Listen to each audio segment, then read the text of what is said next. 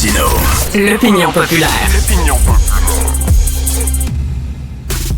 On voyait que les Américains devaient marcher sur leur fierté et leurs principes. Une liberté de penser. Mais il le fait d'une façon particulièrement grossière et maladroite. Une force internationale. Et même, on va plus loin. Luc la liberté. Luc, grand discours de Trump hier, et là, les démocrates qui avaient comme des petites raquettes de ping-pong, avec des petits messages écrits dessus. Des petits messages écrits dessus, et Jon Stewart, que tu aimes beaucoup, je sais pas si tu l'as vu, mais écoute, il a ri un peu des démocrates parce qu'il y avait lui aussi une petite raquette de ping-pong et c'était écrit dessus « Just do something ». Do something. Faites quelque chose, arrêtez rien de manifester avec vos niaiseries, puis faites quelque chose. Qu'est-ce que tu en penses? Moi, j'étais bien content qu'il le souligne parce que c'est une des choses. J'écoutais bien sûr ce que Trump disait, j'essayais toujours de me mettre dans la peau. On n'y parvient jamais complètement, mais je me disais, ce discours-là n'est pas pour nous, là. Il s'adresse aux Américains. Il sait que c'est entendu ailleurs sur la planète, mais il le fait pour les Américains. Et dans son cas, essentiellement pour son parti et sa base. Mais j'observais les démocrates. J'ai bien aimé, par exemple, même si elle n'était pas flamboyante, j'ai aimé celle qu'on a choisie, la toute nouvelle sénatrice du Michigan, Mme Slotkin, donc qui a offert la réponse ou la contrepartie à ce discours de Donald Trump après. Mais je surveillais ce qu'allaient faire les démocrates. Et il y en a un, Al Green, que les gens ont peut-être remarqué, ceux qui ont suivi ça, qui est le représentant du Texas. Lui, il s'est mis à crier et à agiter sa canne. Il y a des problèmes à se déplacer, des problèmes de mobilité.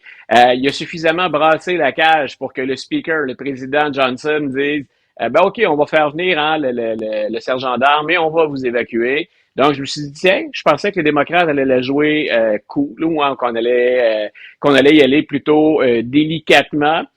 Puis ensuite, donc une fois, on le voit d'ailleurs, merci beaucoup. Donc on le voit Al Green à l'écran juste avant qu'il ne soit évacué, sorti de force.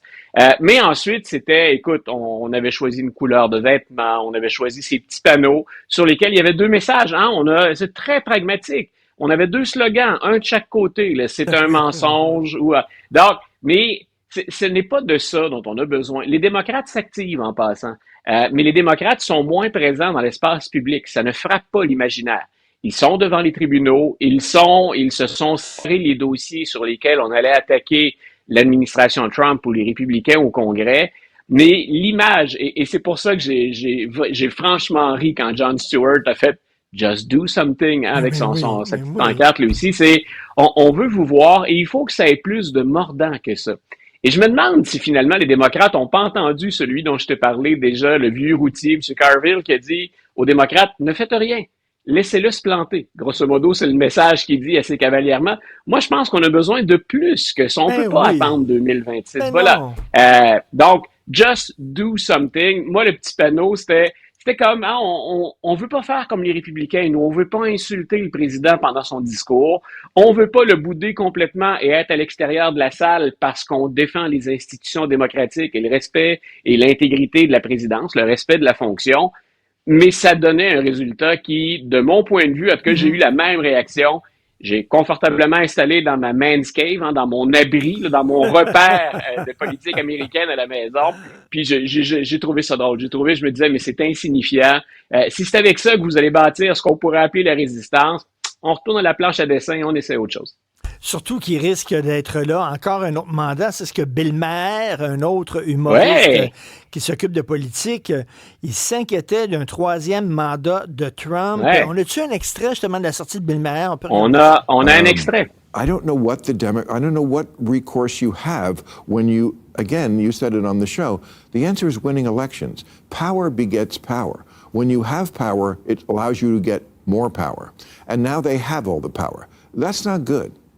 I'm not sure we will ever see another election. The mindset. You really worry about Trump's third term? I said it about the first Trump term, and he did exactly what I thought. He tried to stay in power by every means possible. Luckily, there were still Republicans, and court people who stopped him. But that's what a lot of my editorials when he was out of office were like, oh, you know what he's doing behind the scenes now is he's replacing those people who stopped him last time with loyalists. Luc, il dit qu'il va s'accrocher au pouvoir. Il aime tellement le pouvoir, là, il va faire tout ce qu'il peut pour s'accrocher au pouvoir. Voilà, tu sais que j'écoute toujours Bill Maher. Parfois, c'est pour chialer contre lui. D'autres fois, c'est pour franchement rigoler avec lui. Mais j'aime son style. Je veux dire, il y a pas de compromis, puis il veut parler de tout. Et le réseau lui permet de parler de tout. Mais il a tout à fait raison de souligner. Il dit, moi, ce que j'avais dit déjà dans le premier mandat, c'est qu'il faudrait sortir Trump de force. Et c'est exactement ce qu'on a dû faire. On se rappelle du 6 janvier 2021, on se rappelle des nombreux recours devant les tribunaux. Et ce qu'il soulignait dans l'extrait, c'est la seule chose qui l'a empêché finalement de s'accrocher au pouvoir, c'est quand Mike Pence et d'autres républicains ont dit on va pas là, on touche pas à la Constitution, on remet pas en question les règles du jeu fondamentales. Ben, il dit là, ce qui s'est employé à faire dans les 4 dernières années, Donald Trump, c'est d'éliminer ces républicains-là qui le retenaient, qui avaient encore un peu, qui serraient la bride à l'occasion. Ils sont plus là. Qu'est-ce que vous allez faire maintenant? Dans l'extrait, il mentionne, il y a les tribunaux qui ont résisté. Si on fait fi de la faible résistance démocrate jusqu'à maintenant, il y a deux choses qui peuvent arrêter Trump. Les tribunaux sont toujours là. On a un nombre record d'affaires devant les tribunaux. Il y a eu un jugement d'ailleurs hier qu'on partageait aujourd'hui dans lequel Trump a été défait. Mais à part les tribunaux, il n'y a que les Américains.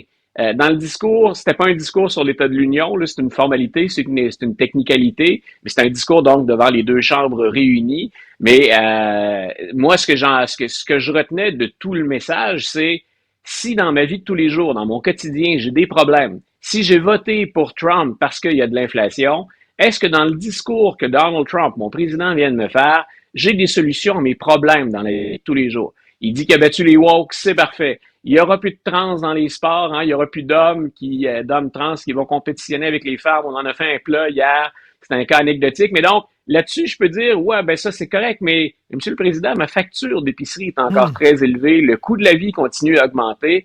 Et hier, il n'a pas donné de réponse. Et c'est là que ça va se jouer. Les tribunaux, et moi, je le dis, entre autres, pour les tarifs, c'est pas une solution miracle, on prédit pas l'avenir, mais Donald Trump va reculer ou va cesser ce jeu-là le jour où les Américains vont dire « Nous payons la facture de vos politiques ». Et ça ne s'améliore pas pour l'économie américaine.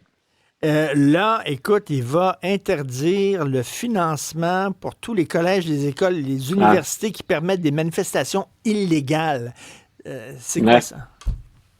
Voilà, donc le président il a envoyé ça sur Truth Social, sur son réseau. Voilà, donc on l'a. Ce qu'il dit, grosso modo, c'est les manifestations illégales. Donc, vous allez, non seulement on va couper le financement, s'il y a des universités, bien sûr, qui permettent ça, mais les manifestants qui feraient des manifestations illégales pourraient se retrouver même derrière les barreaux, donc sortis de l'université et envoyés derrière les barreaux.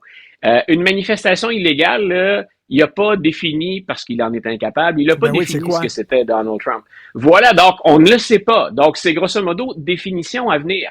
Mais moi, ce que je veux surtout qu'on retienne, parce qu'il l'a mentionné hier soir encore, et il est associé à quelqu'un qui s'est acheté un réseau social, une plateforme, Twitter, il en a fait X. On a deux champions de la liberté d'expression.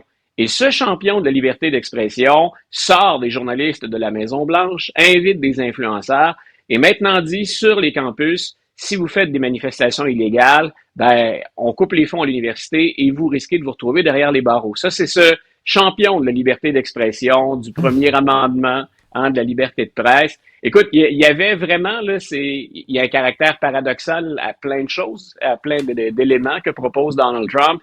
Si ça, c'est pas un de ses plus beaux paradoxes, ça, c'est le champion de la liberté d'expression. Et vous venez de le voir à l'écran. C'était littéralement une capture d'écran de son message sur Truth Social. Donc, une chose et son contraire dans la même journée. Je suis sûr que Donald Trump, quand il voit les vidéos de la Garde nationale tirant sur les étudiants à Kent State, là, je suis convaincu qu'il applaudit dans son salon et qu'il trouve ça bien le fun. Merci beaucoup, Luc La Liberté. À demain. Salut. Bonne soirée, Richard.